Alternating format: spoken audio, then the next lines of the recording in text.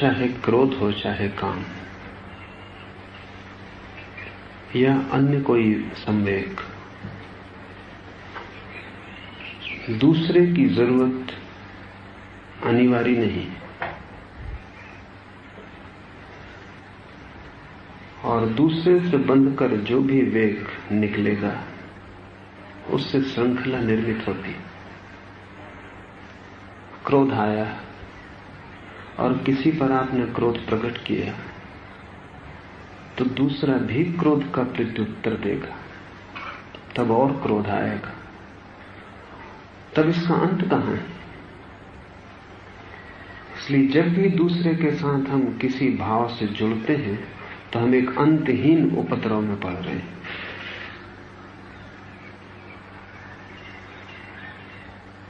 संन्यास का अर्थ ही यही है कि अब से मेरे भाव और मेरे संवेग दूसरे से मैं नहीं जोड़ूंगा। अब मेरे भाव और मेरे संवेग एकांत में ही प्रकट होंगे और विसर्जित होंगे। ये अनंत आकाश ही अब उन्हें लेने वाला होगा। अब मैं व्यक्तियों को उन्हें नहीं दूंगा। व्यक्तियों को देने का अर्थ ही यह होता है कि मैं संबंध निर्मित कर रहा हूं, एक श्रृंखला बना रहा हूं। दूसरा भी मनुष्य है, मेरे ही जैसा कमजोर है, उसमें प्रतिक्रियाएं पैदा होंगी। दूसरा आकाश जैसा तो नहीं कि तुम्हें आत्मलीन कर लेगा, आत्मसात कर लेगा और प्रत्युत्तर न देगा। दूसरे में तो प्रतिगूंज होगी, फिर तुम में प्रतिगूंज की प्रतिगूंज होगी, और फिर यह सिलसिला जारी रहेगा। जन्मों जन्मों से यही तुमने किया है।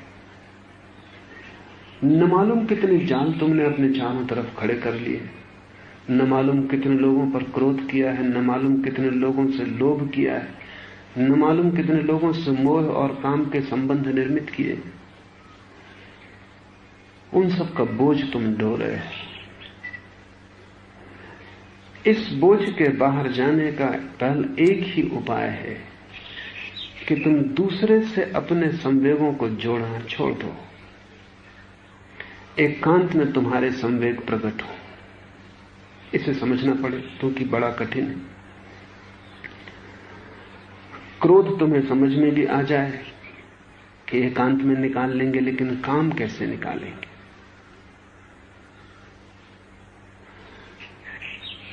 क्रोध भी कठिन है एकांत में निकालना प्रथम चरणों में, क्योंकि क्रोध भी दूसरे की मांग करता है। इसलिए मैंने तुम्हें तकिया दिया, वो सिर्फ सहारा है, जल्दी ही उसे भी छोड़ देना है, क्योंकि वो भी दूसरा बन जाता, पर प्राथमिक रूप से उचित है, उपयोगी है। अगर तुम तकिए पर क्रोध वास्तविक रूप से कर सकते हो तो कोई भी कारण नहीं कि तकिए पर तुम प्रेम क्यों वास्तविक रूप से नहीं कर सकते। अगर तकिए पे तुम नाराज हो सकते हो तो तकियों को तुम आलिंगन क्यों नहीं कर सकते? और जब तुम दूसरे व्यक्ति के साथ क्रोध या प्रेम के संबंध बनाते हो तब भी खेल तो सब मन का ही है। दूसरा करेगा क्या? जब तुम किसी को आलिंगन में लेते हो तब दूसरे का हड्डी मांस मज्जा ही तुम्हारे हाथ में आती है। वो कुछ तकिए से ज्यादा मूल्यवान नहीं। आखिर हड्डी या मांस या चमड़ी तकिए से कैसे ज्यादा मूल्यवान हो सकती है?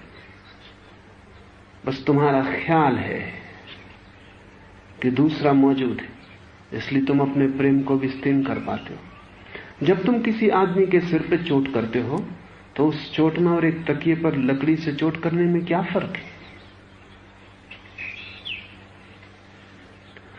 फर्क तुम्हें दिखाई पड़ता है क्योंकि तुम मानते हो दूसरा वहां है और तकिया तो कोई भी नहीं।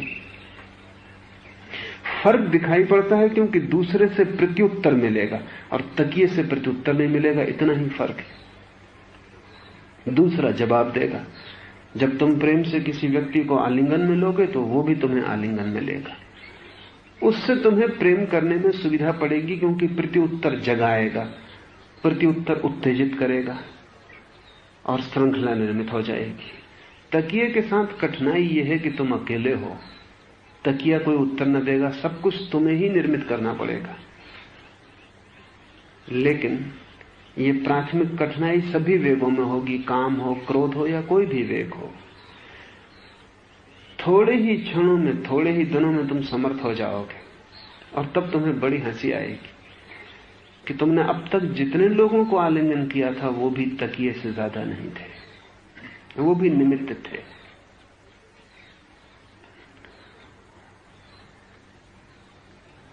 प्रेम भी तुम्हारा एकांत ध्यान बने, इसमें कई अड़चने संस्कार की हैं। अड़चने ऐसी हैं कि बचपन से कुछ बातें सिखाई गई हैं और वो बाधा डालेंगी। जैसे पुरुष है, अगर काम वासना तकिए पे प्रकट करे तो ये भी हो सकता है कि उसका वीर स्खलित हो जाए। तो भय, और भय बचपन से सिखाया गया है कि वीर की एक बूंद भी स्खलित हो जाए तो महागर्त में गिर रहे हो, बड़ी जीवन ऊर्जा नष्ट हो रही है। हिंदू मानते हैं कि 40 दिन में भोजन करने से एक बूंद वीर बनता है। सरासर असत्य, झूठ बात है, उसमें रत्ती भर भी सच्चाई नहीं, लेकिन बच्चों को डराने के लिए ईजाद की गई है। और बच्चे डरते हैं वो तो ठीक है, बूढ़े भी डरते हैं। एक साधारण पुरुष 70 वर्ष के जीवन में कोई आसानी से 4000 बार संभोग कर सकता है। प्रत्येक संभोग में कोई 1 करोड़ से लेकर 10 करोड़ तक वीर्याणु स्खलित होते हैं। एक शरीर के भीतर इतने वीर्याणु हैं कि अगर प्रत्येक वीर्याणु गर्भस्थ हो जाए तो इस पृथ्वी पर जितनी जनसंख्या है वो एक जोड़े से पैदा हो सकती। 4 अरब व्यक्ति एक स्त्री और एक पुरुष से पैदा हो सकते। और ये जो वीर्य है ये कोई आपके भीतर संचित संपदा नहीं है कि रखा हुआ है, इसमें से कुछ निकल गया तो कुछ कम हो जाएगा। ये वीर्य प्रतिपल पैदा हो रहा है। शरीर श्वास ले रहा है, भोजन कर रहा है, व्यायाम कर रहा है, ये वीर्य पैदा हो रहा है। और आप हैरान होंगे कि जो आधुनिक खोजें हैं चिकित्सा शास्त्र की वो बड़ी भिन्न है, विपरीत है। वो कहती हैं जो व्यक्ति जितना वीर्य का उपयोग करेगा उतने ज्यादा दिन तक पुंसत्व उसमें शेष रहेगा। जो जितने जल्दी भय से बंद कर देगा वीर्य का उपयोग या संभोग, उतने जल्दी उसका वीर्य खो जाएगा। क्योंकि जब तुम वीर्य का उपयोग करते हो तो तुम्हारे पूरे शरीर को फिर वीर्य पैदा करने की क्रिया में संलग्न होना पड़ता है। जब तुम वीर्य का उपयोग नहीं करते तो शरीर को संलग्न नहीं होना पड़ता। धीरे धीरे शरीर की क्षमता वीर्य को पैदा करने की कम हो जाती। ये बहुत उल्टा दिखाई पड़ेगा। जो लोग जितना ज्यादा संभोग करेंगे उतनी लंबी उम्र तक संभोग करने में समर्थ रहेंगे।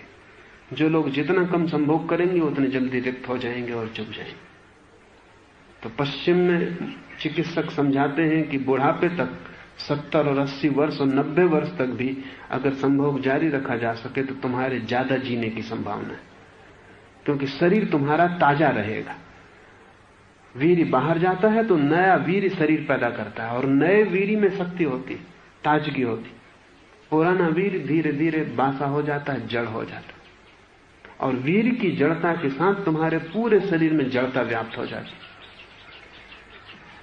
हमें यहां हैरानी होती, पश्चिम में हम सुनते हैं कोई 90 वर्ष का व्यक्ति शादी कर रहा है। हमें बहुत हैरानी होती कि शादी का क्या प्रयोजन है अब। लेकिन पश्चिम में 90 वर्ष का बूढ़ा भी संभोग कर सकता है, और करने का कारण सिर्फ यह है कि वीर्य के संबंध में सारी धारणा बदल गई और वैज्ञानिक धारणा सच्चाई के ज्यादा करीब है। जीवन के सभी अंगों में यह बात सच है कि उनका तुम उपयोग करो तो वो सक्षम रहते। एक आदमी चलता रहे, बुढ़ापे तक चलता रहे तो पैर मजबूत रहते। चलना बंद कर दे, पैर कमजोर हो जाते। एक आदमी मस्तिष्क का उपयोग करता रहे आखिरी क्षण तक तो मस्तिष्क ताजा रहता है। उपयोग बंद कर दे, मस्तिष्क जड़ हो जाता है। सारी इंद्रियों का जीवन उपयोग पर निर्भर है, क्रियात्मकता पर निर्भर है। तुम जिन इंद्रियों का उपयोग करते हो वो उतने ही ज्यादा दिन तक ताजी रहेंगी। और वीर भी एक इंद्रिय है, उसके लिए कोई अपवाद नहीं है, वो भी शरीर का ही अंग है। शरीर का नियम यह है कि तुम जितना ज्यादा उपयोग लोगे उतना ज्यादा जीवंत रहेगा। तुम भयभीत हुए, डरे, उपयोग बंद किया, उतने ही जल्दी शरीर क्षीण हो जाएगा।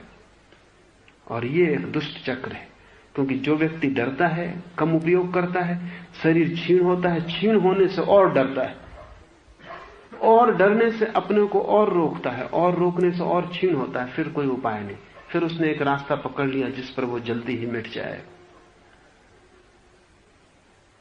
भय रोकता है, रोकने से हम मरते हैं। निर्भय होकर जीवन को ऐसा उपयोग करो। रोजा लग्जमबर्ग ने, एक जर्मन महिला ने कहा है, जैसे कोई मसाल दोनों तरफ से जले, ऐसे जलो। घबराओ मत, तुम ज्यादा जलोगे। जीवन बड़ा विराट है, तुम्हारे दिए में बहुत तेल है, लेकिन तुम जलाओ ही ना बाती को, भयभीत हो जाओ तो तुम रुक जाओगे। सारी दुनिया में पुरानी संस्कृतियों, सभ्यताओं ने वीर के संबंध में बड़ा भयभीत किया है लोगों को। इसके कारण, क्योंकि जैसे ही कोई व्यक्ति वीर के संबंध में भयभीत हो जाता है, उसे गुलाम बनाना आसान है। आपने उसकी जड़ पकड़ ली, वीर जड़ है। अगर किसी व्यक्ति को काम वासना के संबंध में बहुत अपराध से भर दिया, तो यह व्यक्ति न तो विद्रोही रह जाएगा, न शक्तिशाली रह जाएगा, और सदा अपराध की भावना इसको दबाएगी। अपराधी को दबाना बहुत आसान है। तो राज्य भी चाहता है कि आप अपराध अनुभव करें, समाज भी चाहता है, सभी जिनके हाथ में सत्ता है चाहते हैं कि प्रत्येक व्यक्ति जो पैदा हो वो भयभीत रहे। भयभीत रहे तो उसकी मालिकियत की जा सकती, उसका मालिक हुआ जा सकता। निर्भय हो जाए तो वो सब बंधन तोड़ देगा, सब रास्ते, वो स्वतंत्रता से जिएगा, विद्रोही हो जाएगा। तो बचपन से हम बच्चों को सिखाते हैं कि वीर का स्खलन न हो जाए, संभालना। वीर के संबंध में हम कंजूसी सिखाते, और इसको हम ब्रह्मचर्य कहते हैं। ये ब्रह्मचर्य नहीं है, कृपणता ब्रह्मचर्य नहीं है। और न वीर को जबरदस्ती रोक लेने से ब्रह्मचर्य का कोई संबंध है। ब्रह्मचर्य तो एक ऐसे आनंद की घटना है जब आपका अस्तित्व के साथ संभोग शुरू हो गया, और इसलिए व्यक्ति के साथ संभोग की कोई जरूरत नहीं रह जाती। ये जरा कठिन है समझना, और अगर मैं कहूं तो बहुत बेचैनी होगी। संत वैसा व्यक्ति है जिसका अस्तित्व के साथ संभोग शुरू हो गया। वहां कोयल कूकती है तो उसका पूरा शरीर संभोग के आनंद को अनुभव करता है। वहां वृक्ष में फूल खिलते हैं तो उसके पूरे शरीर पर जैसी संभोग में आपको थिरक अनुभव होती है, उसका रोआ रोआ वैसा थिरकता है और नाचता है। सुबह सूरज उगता है, रात चांद आकाश में होता है, तो हर घड़ी संभोग की समाधि उसे उपलब्ध होती रहती है। उसका रोआ रोआ संभोग में समर्थ हो गया है, आपकी केवल जन्नेन्द्रिय संभोग में समर्थ है। इस संबंध में एक बात समझ लेनी जरूर होगी, कभी ख्याल भी नहीं आया होगा। हमने शिव की प्रतिमा, शिवलिंग निर्मित की है।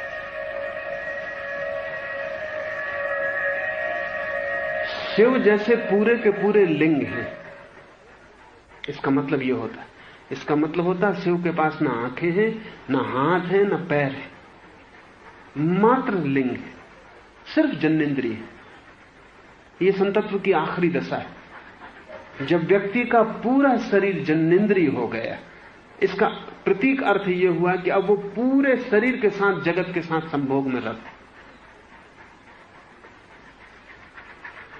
अब ये संभोग लोकल नहीं है, ये जन्नेन्द्रिय और जन्नेन्द्रिय का मिलना नहीं, अब ये अस्तित्व और अस्तित्व का मिलना है।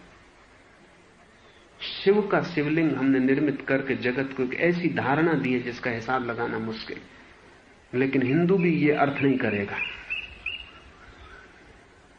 अर्थ बिल्कुल साफ है, अंधे हम हैं। हम इतने भयभीत हैं कि हम ये अर्थ ही नहीं करेंगे, हम तो छिपाने की कोशिश करते हैं। पश्चिम में बहुत बड़ा मनोवैज्ञानिक हुआ कार्ल गुस्ताव जुंग, वो भारत आया यात्रा पर, तो वो पुरी, कोणार्क, खजुराहो के मंदिर देखने गया। जब वो कोणार्क के मंदिर को देखने गया तो जो पंडित उसे मंदिर दिखा रहा था वो बड़ा बेचैन, परेशान था, क्योंकि जगह जगह नग्न मैथुन की प्रतिमाएं और बहुत गिल्टी, अपराधी अनुभव कर रहा था। और जुंग बहुत प्रभावित था, क्योंकि जुंग इस सदी के उन थोड़े से लोगों में से है जिन्होंने मनुष्य की चेतना में बड़ा गहरा प्रवेश किया, और जितनी गहराई में प्रवेश होगा उतना ही मैथुन अर्थपूर्ण होगा, क्योंकि मैथुन से ज्यादा गहरा आपके भीतर कुछ भी नहीं जाता। शायद मैथुन के क्षण में आप जिस अवस्था में होते हैं उससे ज्यादा गहरी अवस्था में साधारणतः आप कभी नहीं होते। जिस दिन समाधि उपलब्ध होगी उस दिन ही मैथुन के पार आप जाएंगे, उससे गहरी अवस्था उपलब्ध होगी। तो जुंग तो बहुत आनंद से देख रहा था, वो पंडित बहुत परेशान था, उसको लग रहा था ये भी क्या गलत चीजें हम दिखा रहे हैं, और ये आदमी पश्चिम में खबर ले जाएगा तो हमारी संस्कृति के बाबत क्या सोचेगा। और ऐसा वो पंडित ही सोचता था, ऐसा नहीं। गांधी जी तक सोचते थे कि कोणार्क और खजुराहो को मिट्टी के ढेर में दबा देना चाहिए ताकि हमारी बदनामी ना हो। एक लोग थे इस मुल्क में जिन्होंने खजुराहो बनाया, कोणार्क बनाया, और बनाया था संतों के निर्देशन में, क्योंकि ये मंदिर है। फिर महात्मा हमारे मुल्क में होने लगे जो उसे मिटा देना चाहते हैं या दबा देना चाहते हैं। गांधी को मैं कभी भी हिंदू नहीं मान पाता, वो ईसाई है। उनकी शिक्षा दीक्षा, उनकी पकड़ ईसाई की। ईसाई बहुत डरा हुआ है इस तरह की चीजों से। ईसाई सोच ही नहीं सकता कि चर्च में और मैथुन की प्रतिमा हो सकती या शिवलिंग हो सकता है।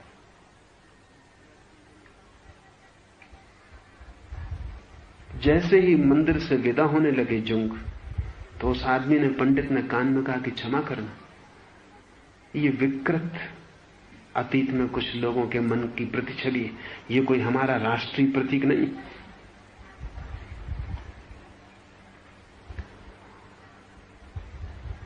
और ऐसा मत सोचना आप कि ये हमारा धर्म या हमारा दर्शन,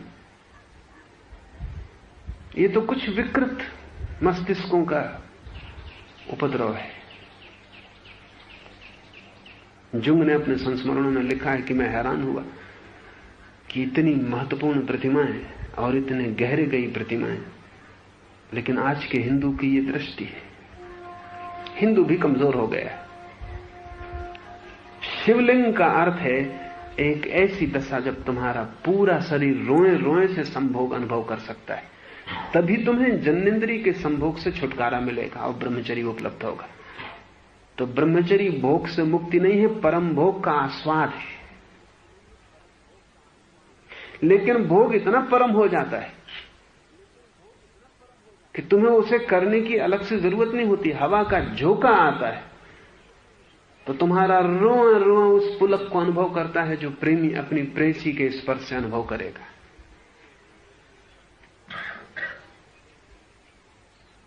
लेकिन हमने बच्चों को डराया हुआ है, उनको इतना डरा दिया है कि कभी काम में ठीक संभोग उपलब्धि नहीं हो पाता। वो भय बना ही रहता, कंजूसी कृपणता बनी ही रहती, डर बना ही रहता कि कहीं शक्ति खो न जाए। एक एक दर्जन बच्चों के मां बाप हो जाने के बाद भी लोगों को यह डर बना रहता है कि शक्ति कहीं खो न जाए। शक्ति खोने का डर नास्तिक को हो सकता है, आस्तिक को नहीं होना चाहिए। आस्तिक की धारणा ही यही है कि हम शक्ति के अनंत स्रोत से जुड़े। नास्तिक को डर होना चाहिए। इसलिए नास्तिक अगर कृपण हो जाए वीर के संबंध में समझ में आता, आस्तिक कृपण हो जाए बिल्कुल समझ में नहीं आता। उस भय के कारण तुम्हें एकांत में प्रेम बड़ा मुश्किल मालूम पड़ेगा, लेकिन मैं तुमसे कहता हूं भय छोड़ो। और जैसा तुमने क्रोध तकिए पर प्रकट किया है, वैसा ही तुम प्रेम तकिए पर प्रकट करो। जो भी परिणाम हो, परिणामों की फिक्र जल्दी मत करो। ये हो भी सकता है कि प्राथमिक चरणों में तुम इतने उत्तेजित हो जाओ कि वीर स्खलन हो जाए। उस स्खलन को तुम परमात्मा के चरणों में समर्पण ही समझना। जिससे ऊर्जा आती है उसी में वापस चली गई। तुम उससे भयभीत मत होना, जल्दी ही वो क्षण आ जाएगा जब इस प्रेम के ध्यान में वीर का स्खलन नहीं होगा। और जब ये ध्यान गहन होगा और वीर का स्खलन न होगा, तब तुम एक नए स्वाद को उपलब्ध होगे। वो स्वाद है बिना शक्ति को खोए आनंद के अनुभव का। शक्ति जब तुम्हारे भीतर दौड़ती है प्रगाढ़ता से, तुम एक तूफान बन जाते हो शक्ति के। तुम में एक ज्वार आता है, लेकिन ये ज्वार तुम उलीझ के फेंक नहीं देते हैं। ये ज्वार एक नृत्य बन के तुम में ही लीन हो जाता। इस फर्क को ठीक से समझ लें। एक तो साधारण जीवन का ढंग है जिसको हम भोग कहते हैं। वो ढंग ये है कि तुम में एक ज्वार आता है। वो ज्वार भी जैसे चाय की प्याली में आया तूफान, क्योंकि लोकल है, जन्नेंद्री से संबंधित है। तो सारे शरीर में जो भी तरंगें उठती हैं वो जन्नेंद्री पे जाके केंद्रित हो जाती। एक दो क्षण में चुक जाता है ज्वार। एक हवा आई, तुम आंदोलित हुए, जन्नेंद्री ने सारी ऊर्जा को लेकर निष्कासित कर दिया। जैसे फुग्गे से हवा निकल गई, तुम मुर्दा पड़ गए, सो गए। ये जो क्षण भर के लिए ज्वार आना और खो जाना है, इसको तुमने भोग समझा है। ये तो भोग का आभासा भी नहीं है। भोग की तंत्र की जो व्याख्या है वो है तुम्हारा पूरा शरीर ज्वार से भर जाए,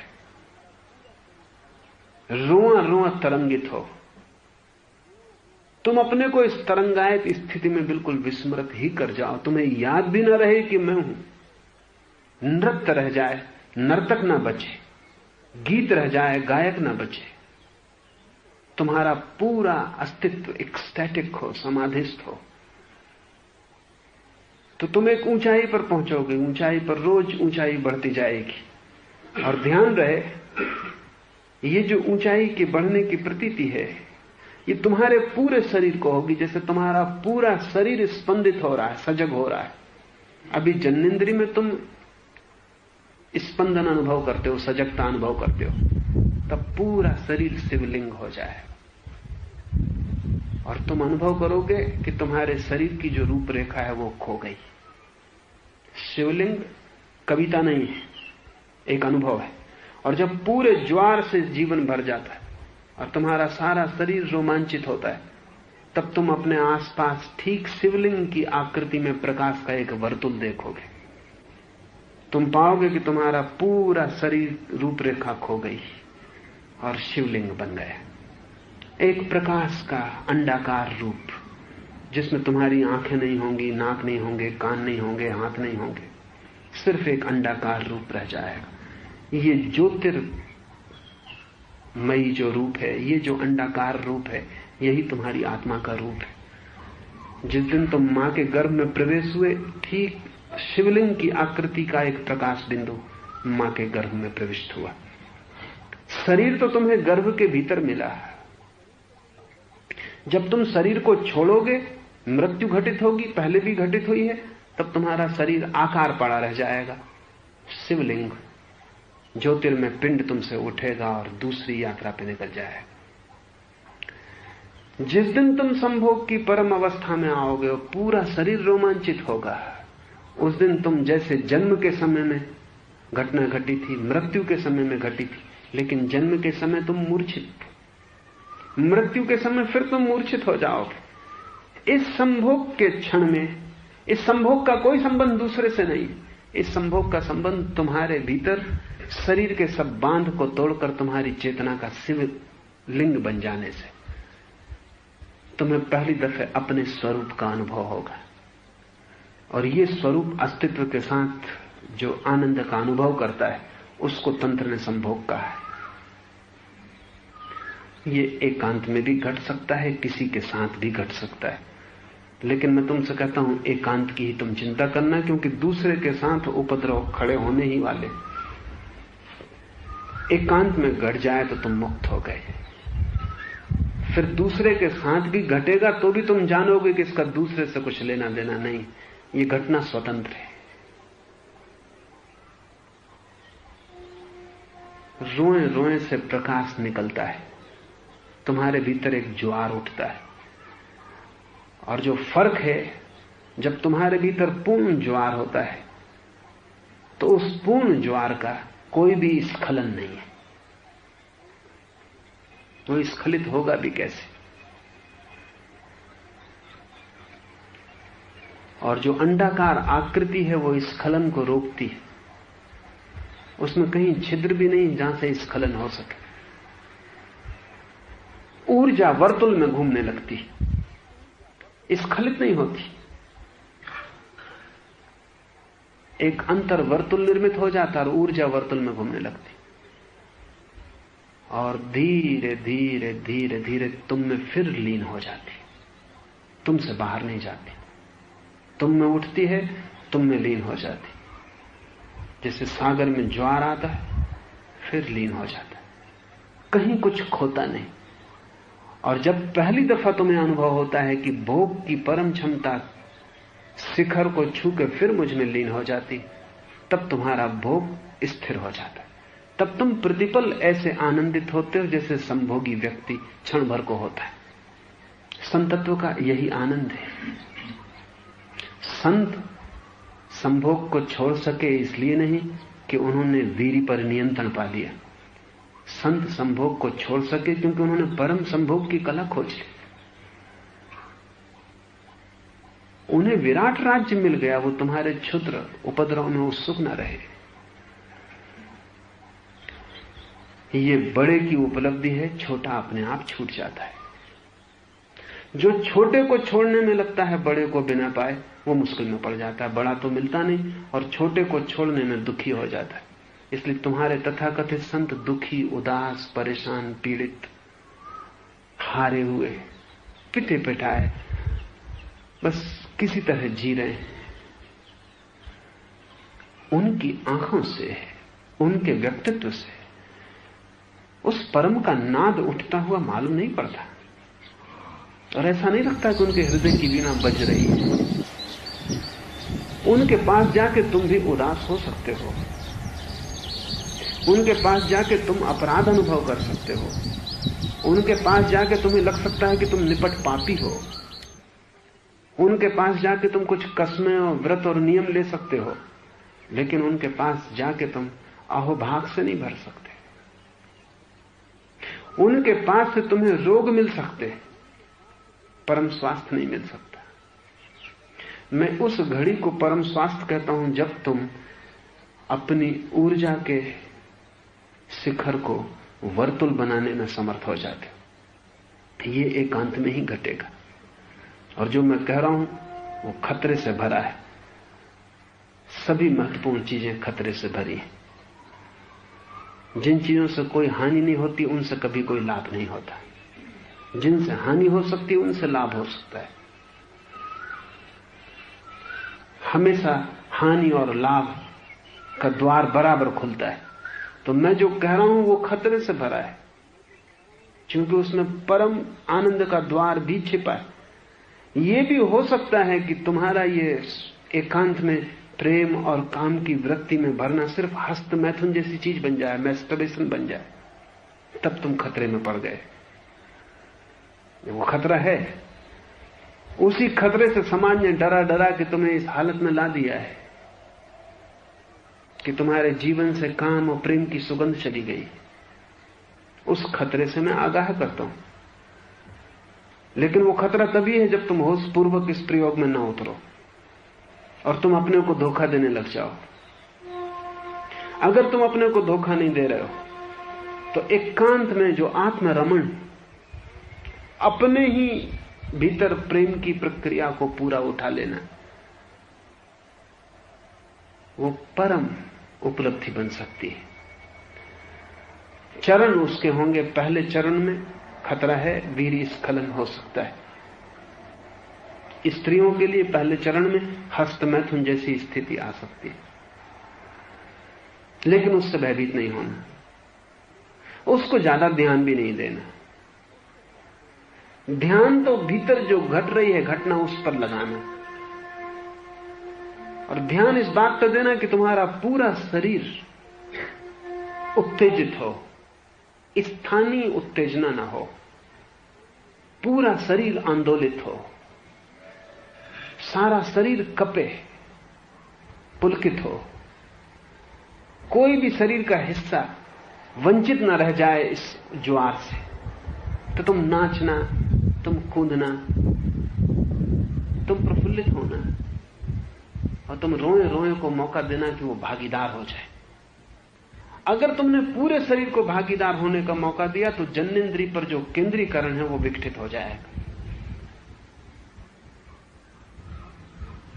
मनोवैज्ञानिक इस स्थिति को पोलीमार्फस कहते हैं। पूरा शरीर, मनोवैज्ञानिक कहते हैं कि बच्चा जब पैदा होता है तो उसका पूरा शरीर काम के रस को अनुभव करता है, लेकिन फिर हम उसको धीरे धीरे स्थानीय में बदल देते हैं। पूरा शरीर एरोटिक है, इसलिए छोटा बच्चा अपने अंगूठे को भी पी के इतना आनंदित मालूम पड़ता है। अगर छोटे बच्चे को आप अध्ययन करें, वो अपने अंगूठे को पी रहा है तो ऐसा लगता है जैसे किसी संभोग में लीन है। देखें, आपने गौर से देखा नहीं होगा, क्योंकि हम कुछ चीजों के प्रति अपने को अंधा रखते। एक छोटे बच्चे को अपना अंगूठा पीते देखें और आप पाएंगे वो पूरा शरीर उसका पुलक रहा है, एक किलकारी उसके पूरे शरीर पर फैल रही, वो रस मग्न है। मगर आपसे नहीं देखा जाता, आप फौरन अंगूठा उसका मुंह के बाहर कर देंगे, आपकी बर्दाश्त के बाहर।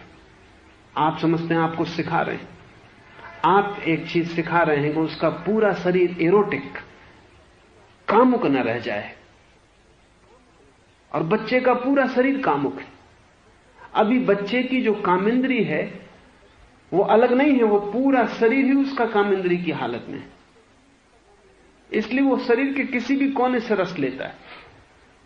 बच्चा पड़ा पड़ा सिर्फ करवट लेता रहता है, या पड़ा पड़ा सिर्फ हिलता रहता और रस लेता, उसका पूरा शरीर अभी सुख अनुभव करता है। जल्दी ही हम उसके सुख की धारा को एक नहर बना देंगे, फिर वो पूरे शरीर में नहीं डोलेगी, वो सिर्फ कामेंद्री में प्रवेश कर जाएगी।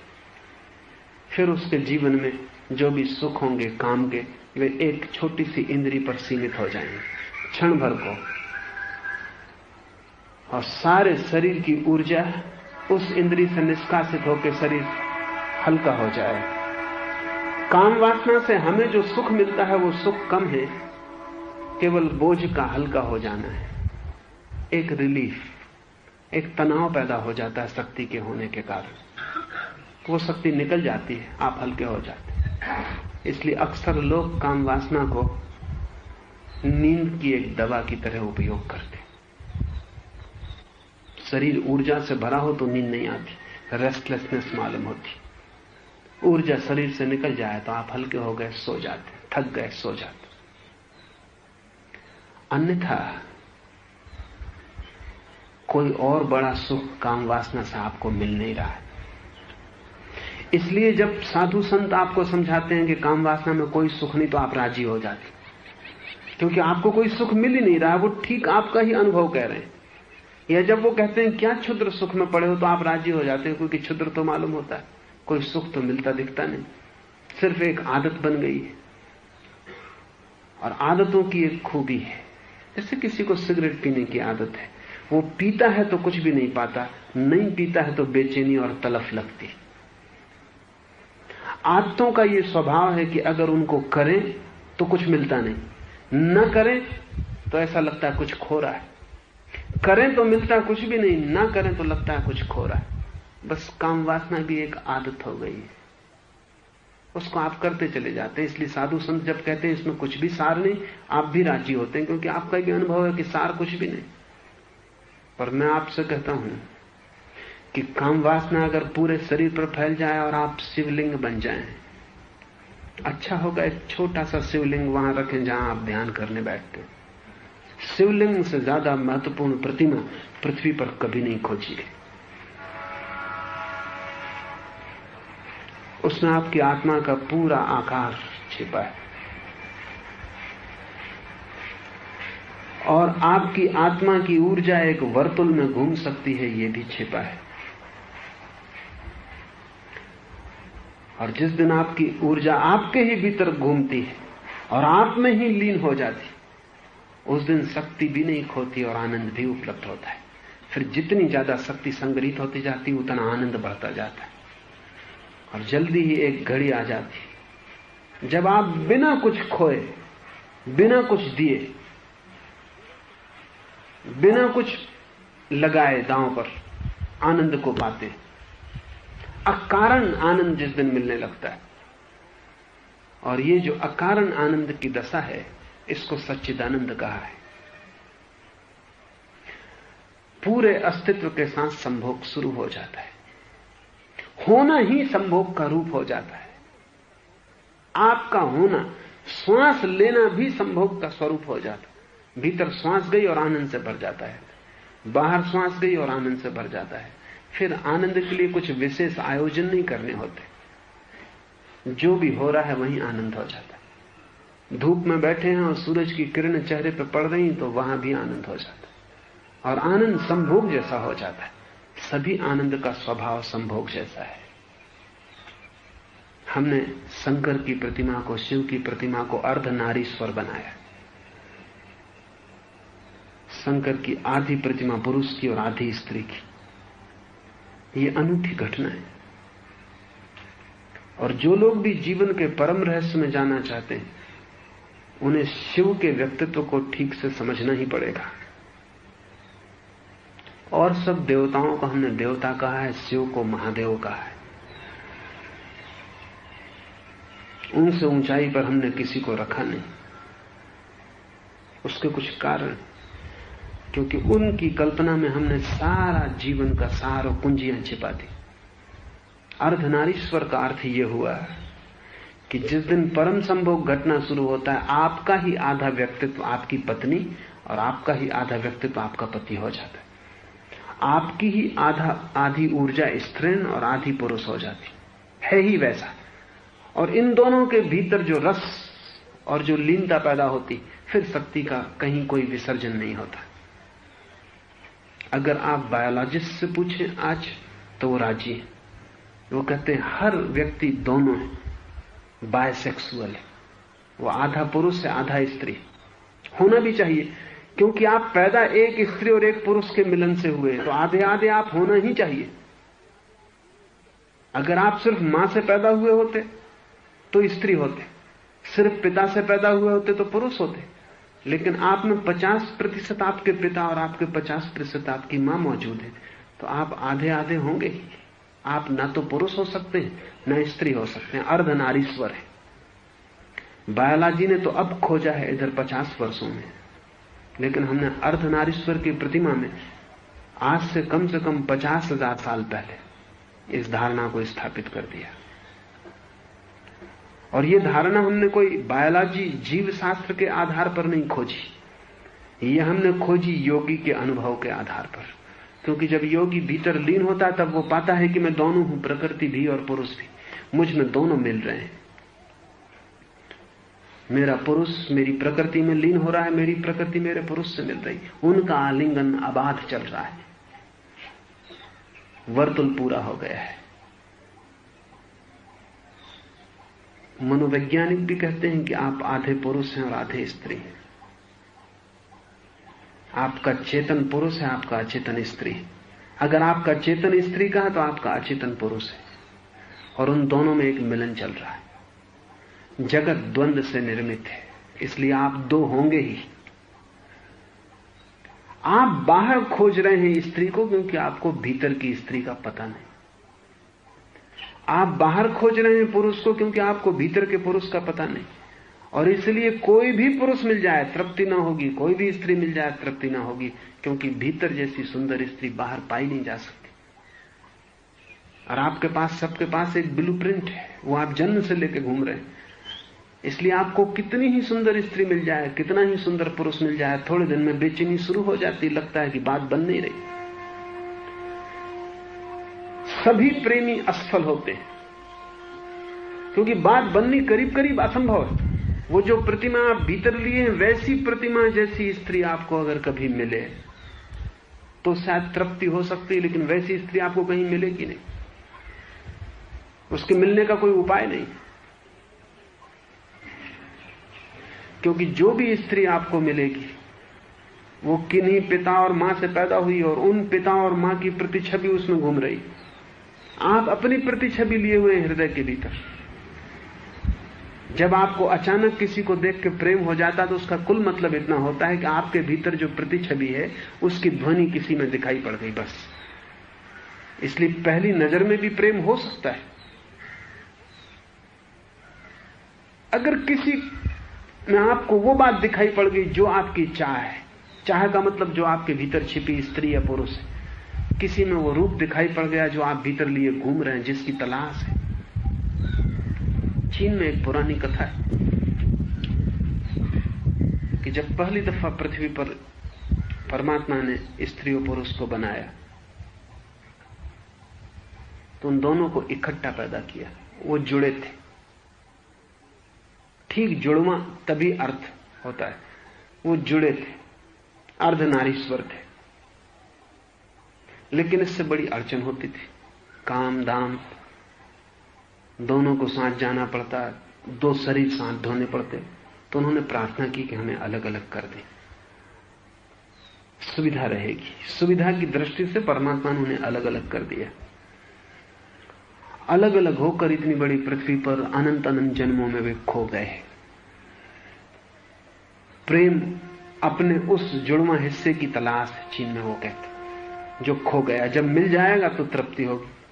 अब इतनी बड़ी पृथ्वी है, कोई 4 अरब स्त्री पुरुष, आप खोज रहे हैं अपनी स्त्री को, कोई खोज रहा है अपने पुरुष को, खोज चल रही जन्मों जन्मों में। जो भी मिलता है उससे तृप्ति नहीं होती। मिलना करीब करीब असंभव मालूम पड़ता है। 4 अरब में संयोग की ही बात है कभी उससे मिलना हो जाए जिससे आपकी तृप्ति हो जाए।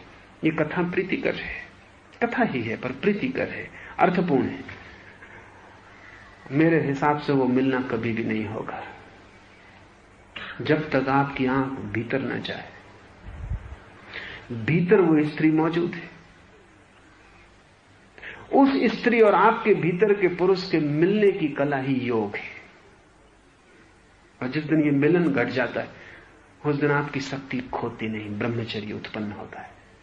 इसलिए मेरी ब्रह्मचर्य की धारणा निषेध की धारणा नहीं, त्याग की धारणा नहीं, परम भोग की धारणा है। और मेरी बात को गलत समझना बिल्कुल आसान है। और मैं जो कह रहा हूं उसमें योग को देखना बहुत कठिन है, भोग देखना बिल्कुल सरल है। इसलिए मुझे रोज गालियां पड़ती रहती कि मैं लोगों को भोग सिखा रहा हूं। एक अर्थ में गालियां सही है, भोग मैं सिखा रहा हूं, लेकिन परम भोग, सारा योग, सारा तंत्र, सारा धर्म वही सिखाता है। परमात्मा को मैं परम भोग कहता हूं। वो परम संभोग का अनुभव है। अपने ही भीतर द्वंद्व खो गया, द्वैत खो गया, अद्वैत पैदा हो गया। आलिंगन अद्वैत है, जहां 2 मिट जाते हैं और एक बचता है। बाहर की स्त्री से ऐसा अद्वैत कभी भी नहीं सधेगा। 2 बने ही रहेंगे। क्षण भर को भूलेंगे भी दूसरे को तो क्षण भर बाद फिर याद आ जाएगी। संभोग के क्षण में भी आप हैं, पत्नी पत्नी है, मिलते हैं, कहीं छूते हैं, लेकिन मिल नहीं पाते। इसलिए सभी संभोग के पीछे एक तिक्त स्वाद मुंह में छूट जाता कि जैसे कोई चीज असफल हो गई, बस करीब करीब पहुंच गए थे फिर खो गया। इसलिए फिर संभोग की आकांक्षा जगती है, लेकिन कोई संभोग तृप्त नहीं करता, क्योंकि कोई संभोग समाधि नहीं बन सकता। तड़फाता है, लेकिन जिस दिन भीतर के स्त्री पुरुष का मिलन हो जाता है, उस दिन बात समाप्त हो गई। उस दिन बाहर अब कोई खोज नहीं है, अब कोई दूसरा ना बचा। द्वंद्व मिटा, निर्द्वंद हुए, द्वैत मिटा, अद्वैत घटा। अद्वैत यानी परम आलिंगन। और ऐसा जो व्यक्ति है शिवलिंग जैसा हो गया, अपने भीतर वर्तुलाकार पूर्ण हो गया, अपने ही भीतर रस आत्मरमण होने लगा, जिसका स्वसंभोग शुरू हुआ, ऐसा व्यक्ति कोई भी ऊर्जा नहीं खोता। आपको पता है कि ऊर्जा खोने के लिए नुकीले बिंदु चाहिए।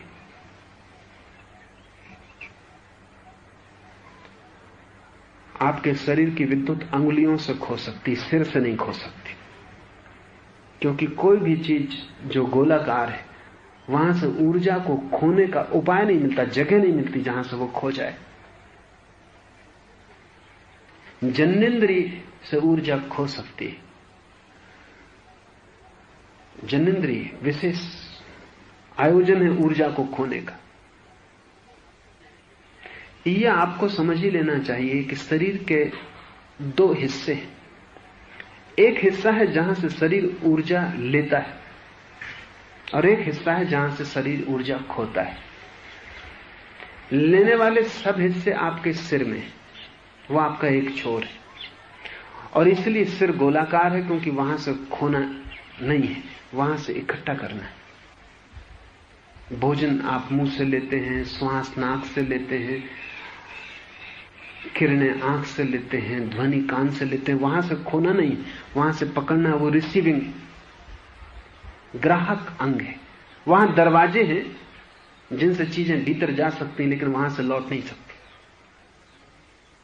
फिर मलमूत्र का त्याग है, वो सब शरीर के नीचे के हिस्से पर, वो दूसरा छोर है।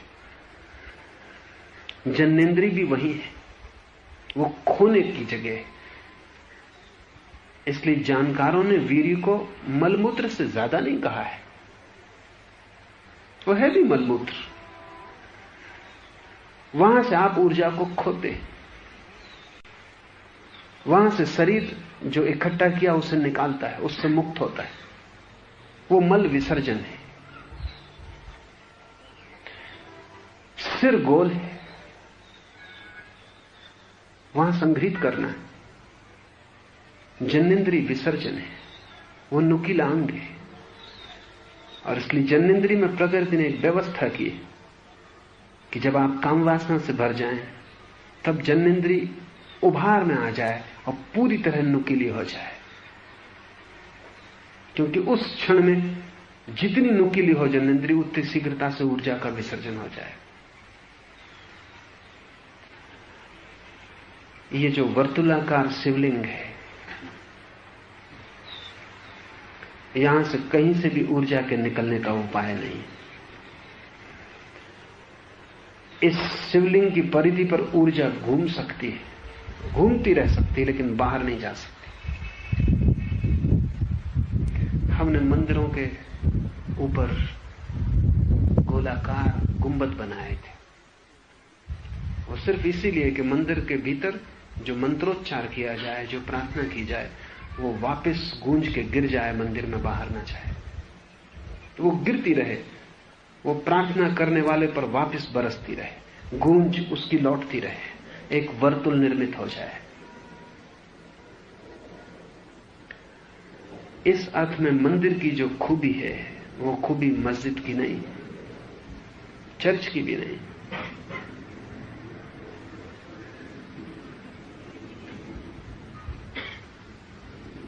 मंदिर ठीक सिर की भांति हमने निर्मित किया है। वहां ऊर्जा बरसती रहे, उसके नीचे जाके कोई ऊर्जावान हो, शक्तिशाली हो, संग्रहित करे। और आपका सिर मंदिर की भांति बन जाता है अगर आपके भीतर के स्त्री पुरुष का मिलन होता है। अगर ठीक से मंदिर के आर्किटेक्ट को आप समझें, तो वो ठीक आदमी के शरीर में निर्मित किया गया है। आपका शरीर चौकोन है, तो मंदिर चौकोन है। ऊपर सिर, की भांति मंदिर का गुंबद। और जब योगी बैठता है पद्मासन में, तो जो उसके शरीर की आकृति है वही मंदिर की आकृति। ठीक योगी पद्मासन में बैठा है, वही मंदिर की स्थापत्य कला का सूत्र है। वैसे ही हमने मंदिर बनाया है, वो सिर्फ प्रतीक है। ऐसे ही भीतर के मिलन के क्षण में आप मंदिर बन जाएंगे। तो एकांत में डरे मत। पहले संभावना है स्खलन हो जाए, भयभीत न हो। उसको भी परमात्मा का है, परमात्मा को दिया। कंजूस मत बने और बीच में रुकावट मत डालें और घबराएं भी मत। मेरा है क्या, आज नहीं कल ये शरीर तो छूट ही जाएगा, इस शरीर के साथ इसका वीर भी छूट जाएगा, उसको कहां ले जाइएगा।